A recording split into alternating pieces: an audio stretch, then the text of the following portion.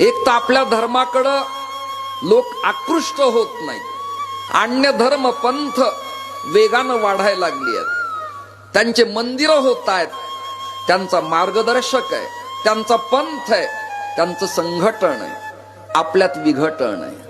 आपल्यात एकमेव वारकरी असं तत्वज्ञान आहे की त्याच्याच मंडपाच्या माध्यमातून सर्व कुळातल्या लोकांना एकत्रित आणता येतं.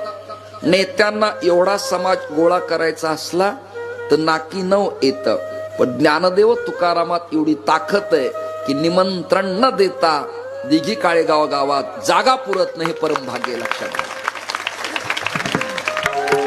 आणि अजून एक बोलतो, बऱ्याच वक्त्यांना अभिमान आहे की आमच्यामुळे लोक जमतात. नाही, तू माध्यम आहेस, तू प्रतिनिधी आहेस, पण मूळ जो बेस तत्वज्ञानाचा आहे त्या संत वचनाच्या श्रवणासाठी हे लोक येतात.